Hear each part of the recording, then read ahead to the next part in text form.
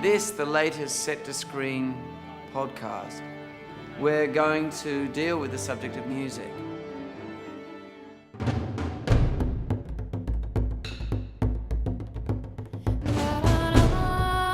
In the storytelling process, music has been something that I've never been able to disconnect.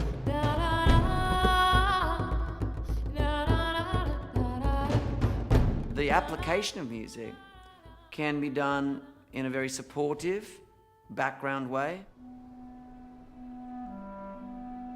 or it can be used in a very foreground, demonstrative manner. In Moulin Rouge, of course, it's a musical. So instead of saying "I love you, I love you, I love you," you're expressing it musically. But I love you until the end of time. One of the things that sets him apart as a director is that he recognises the great value of collaboration, and not just one-on-one collaboration with one composer. On all the films I've worked on with him, we've managed to assemble great music teams. My name is David Hirschfelder. I'm the composer for Australia. My name's Simon Ledley and I'm the music editor on the film. Hi, I'm Felix Ma. I've been working on this film in the role of additional music. What was so great about David, and I've done this on all my other films, is that he was able to surround himself by so many other interesting collaborators. And I've been able to work very directly from everyone from Aboriginal singers to the Pigrams, who are direct descendants of the Filipino band that actually appear in the ball scene in the film. As well as disparate artists like John Butler, who is a very contemporary folk rock artist, and even the great Elton John.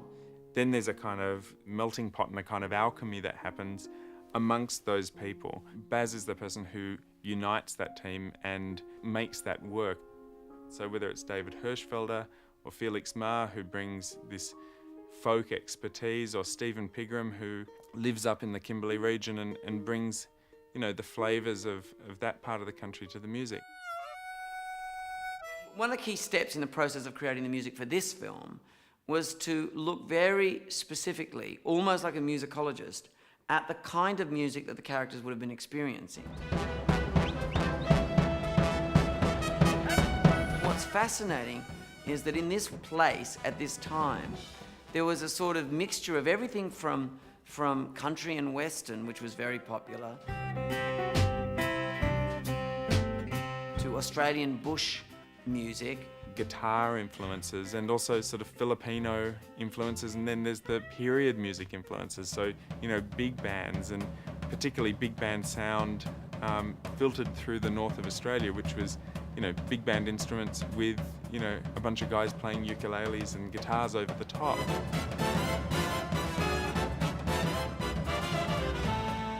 The other crucial thing is that in the film, the main character, played by Brandon Waters, Nulla, who is a mixed-race Aboriginal child, is special in that he's being identified by his grandfather as a singer. I've been thinking I'm gonna sing her to me. Make the land sing. In Aboriginal culture, law and wisdom and story is passed not by the written word, but by singing. Singing is a huge part of Aboriginal culture. And Brandon's character, Nulla, is a magical, special singer. And there's even a sequence in the film where the ability of King George, the Aboriginal elder, to sing characters across land, almost like GPS.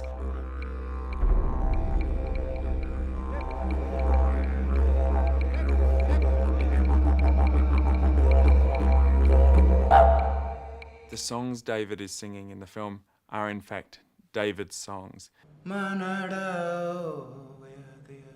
We worked not only with David, but also with the traditional songman from his area, Richard Birrenberren, to make sure that there was this authenticity, which is very important to what this film is about.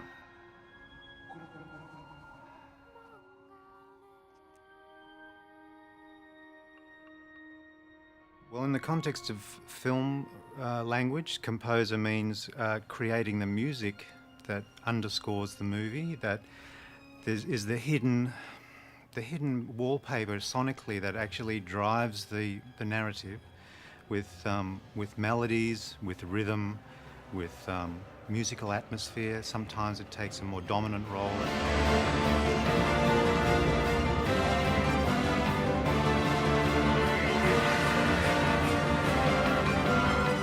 You don't want to end up with this effect that it feels like the music's yelling at you the whole time, because you want to have peaks and troughs.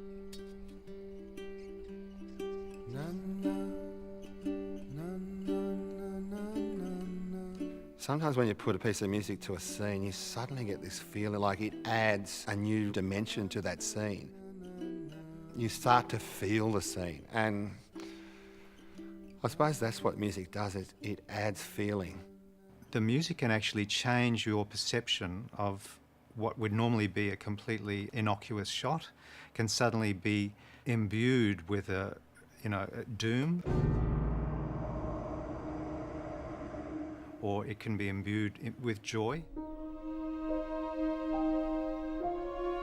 Music helps sort of alter the mood in a subtextual way, and it's quite devious, and one has to be very careful not to overdo it, but when it's done in the right balance, it's a very powerful way at enhancing the journey. Our first film, Strictly Ballroom, was actually also the first film I scored on a computer, and I've been scoring with Logic Pro since the mid-90s. I was really, really lucky because I came to this just at the time that computers literally started. I literally had one of the very first Macs, and we were running, music programs on that from day one, literally from day one. Most of my work is done hunched over my PowerBook or out and about, running around with an iPod in one hand, some hard drives in another hand, because in many ways what my job's about is getting music from one person to another, getting somebody to respond to it, and then getting it off into somebody else's hands. Pretty much whatever I can think of, you can do. And that's great on a film like this, where Baz is just as likely to turn around and say, it would be really good if this was, rah, rah, rah, and we can go, okay, let's give it a try and see if we can do it. It allows you to do things and the freedom to do stuff that you otherwise wouldn't have been able to do.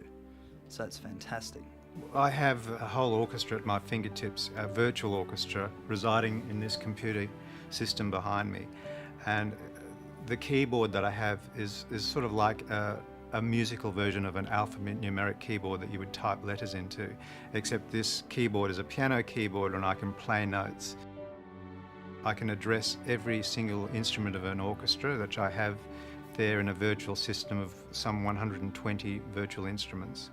By doing it that way and using virtual technology, I can create a synthetic mock-up. And so Baz can get an idea of the architecture of the orchestral music before we go and actually record it with the orchestra. I look at the mock-up, the orchestral mock-up, as a pointer to where we're going. It's not where we are, it's just showing us where we're going.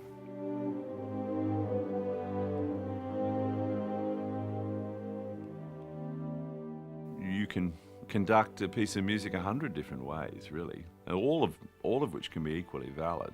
So in this movie scoring environment, you're searching to find the way which is the most valid interpretation of the music to realise ultimately the director's vision for that scene. You hear the mock-up done on the computer, and then when you hear the orchestra playing it, you go, that sounds so much better.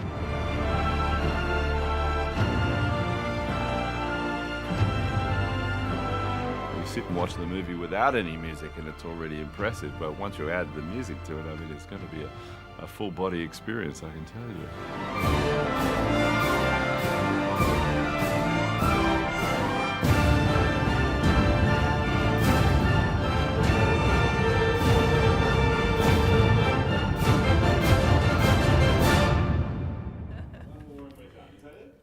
Keep going, just keep going all day. In fact, I want that on loop. That's going to be my ringtone.